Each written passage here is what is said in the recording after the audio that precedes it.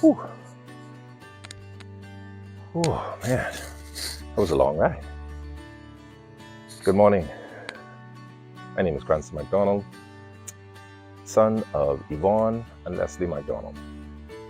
I'm actually here waiting on my siblings. I wanted to surprise them for Mother's Day, and they're not here.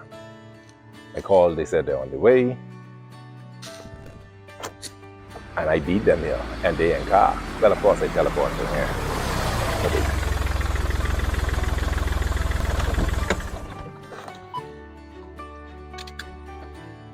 You waiting on, boy? I'm waiting on drivers fading out. Good luck with that.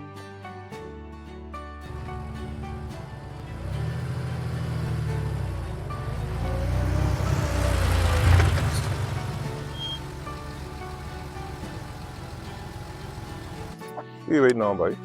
I'm waiting on drivers fading out. As we wait.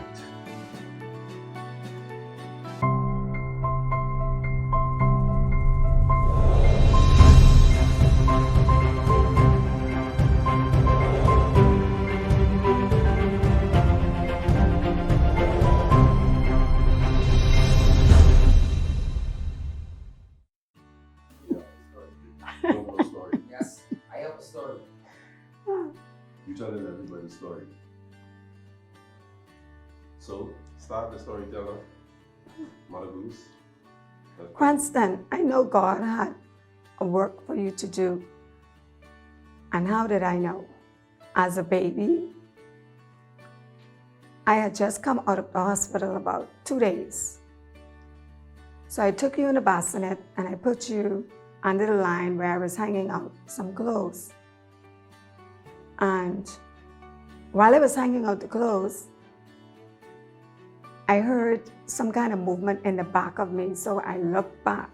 And when I looked back, there was this old lady standing over you. And she was talking to you. And I was so scared. I was like, oh my God, this woman trying to kidnap Cranston. And so I turned around and I continued walking to the bassinet. But when I got there, no one was there. The lady was gone. So I was so scared. I took Cranston out of the bassinet and went next door. My husband was the police, and so was the next door neighbor. So I banged on the door, and they came out and I told them, I said, a lady was standing over the bassinet where Cranston was.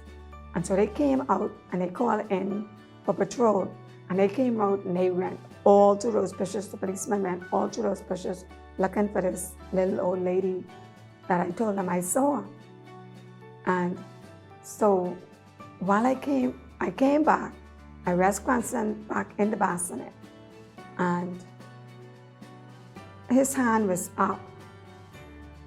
Both of his hands was up. One was open and the other one was closed.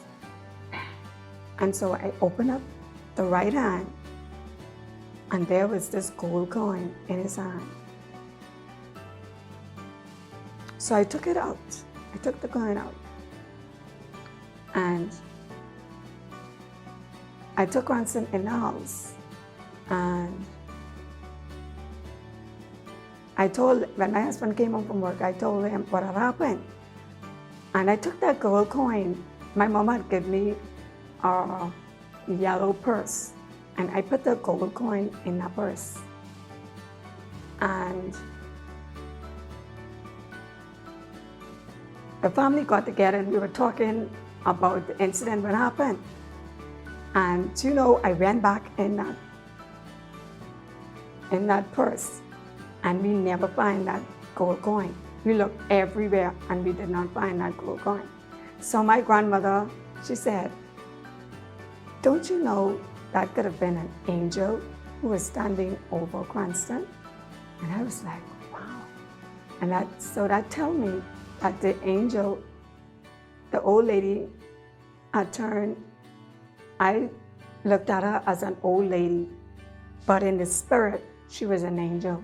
So I know from that moment that God had something special for Cranston to do. because he had a conversation with the angel. While I was hanging out the clothes, the angel was talking to him, and the voice made me look back. And so Cranston did have an encounter with an angel. So I knew that God had a special work for him to do. And Cranston was just a special all-around child, because he could do anything with his hands. So paint, draw. So he is a gifted child, and that gift comes from God. And I am so proud of him today. He's a pastor, which is another gift that took him a level higher with God.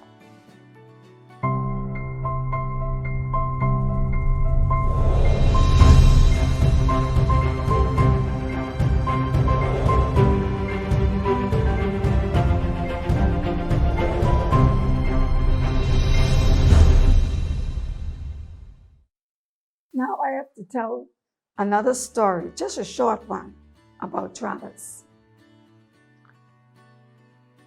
Travis was an exceptional child. He just loved to get into everything, and he was very, very provokeful and liked to play jokes on people. But once special thought about Travis and his life growing up. Travis never liked to wear a coat suit. He always liked to just wear a shirt and a pants. Never liked shoes. In fact, he never liked to be dressed up. So one Sunday morning, everybody's getting ready for Sunday school, and the junior choir was singing that particular morning. Everybody dressed. And there comes Travis. Travis, where's your shoes? Mommy, I can't find my shoes. Coat off. And he has on his shirt, and the shirt is out the pants. And the bus pulling up, blowing. So I said, Travis, you can't find your shoes? Then you'll have to go to church barefoot. And believe it or not, he went in that bus bare feet. He sang in the choir with no shoes on. And of course, the kids was looking down at his foot. And Travis come to church with no shoes on. But that was like a joke to Travis. Kids just be so sad when children tease them, or you don't have on any shoes. That didn't bother Travis at all.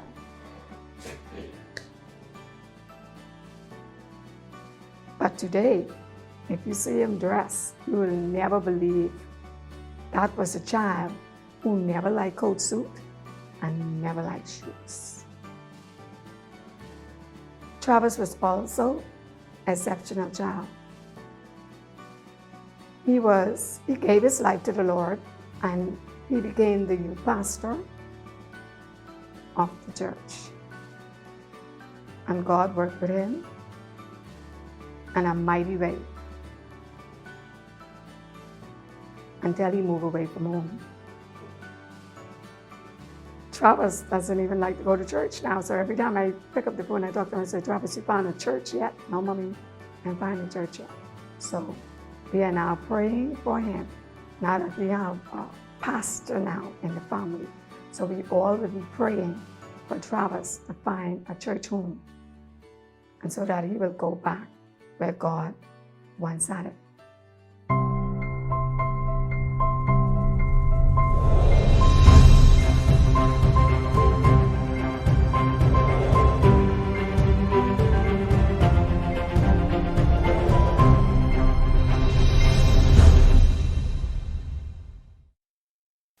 My first child name was Erica. Erica lived for days. She died after having surgery with an ailment called septicemia. After Erica's death, a couple months later, I got pregnant with Cranston. So you already know Cranston's story. And then I was pregnant with Faith.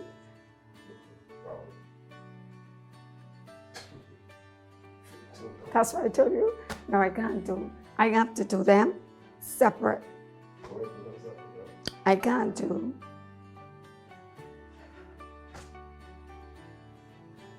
If I go on straight to Faith,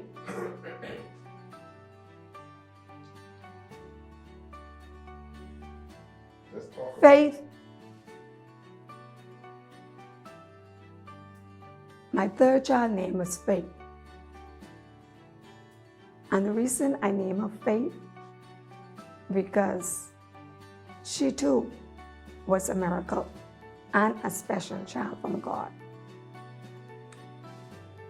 She was born 6 months and 2 weeks. I had to do a cesarean with Faith after the afterbirth was in front of her head. Faith stayed in the hospital for about 4 months. She only had weighed a pound, so I could not bring her home. So I would go to the hospital every morning to nurse her and then squeeze milk in a bowl for her next feeding. I guess the nurses got so tired of me coming up there, and they said, "Miss McDonald, you will be able to take Faith home once she weighed 5 pounds. But it was a miracle because they let me bring her home at 4.5 pounds.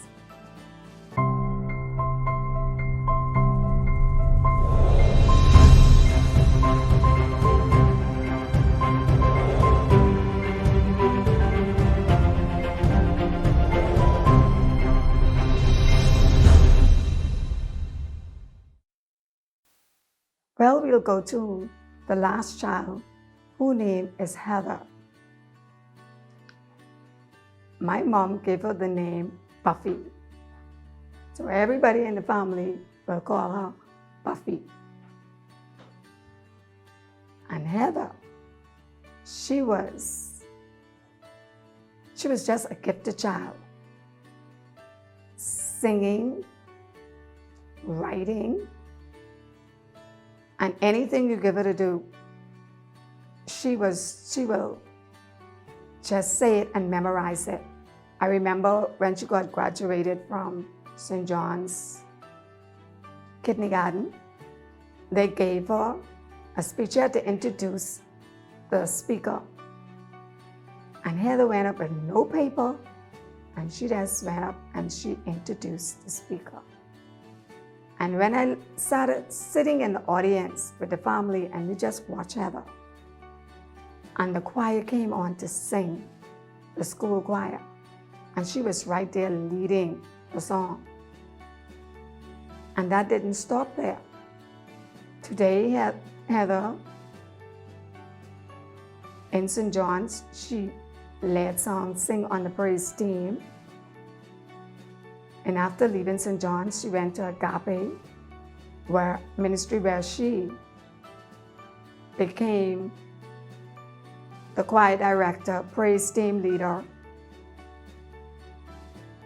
and also she became an elder. So when I look at my four kids, all of them have special ability, and I thank God for it because only God could have done it.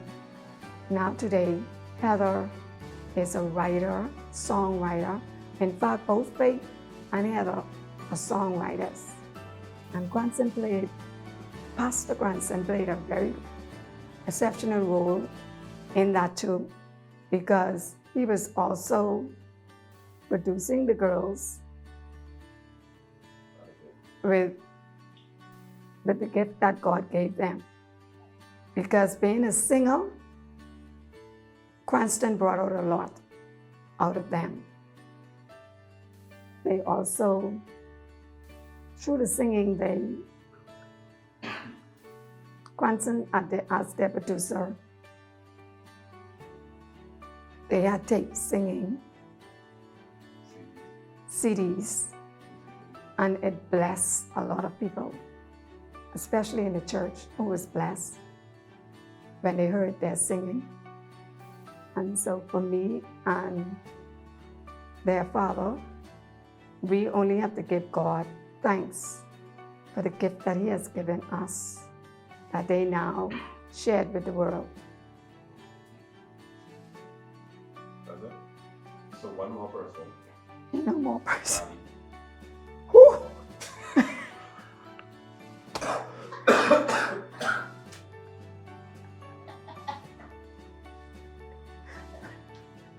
Man, you could do it.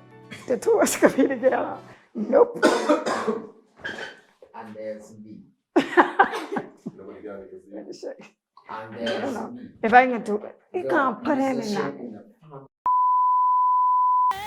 We can do all things through Christ who strengthens us.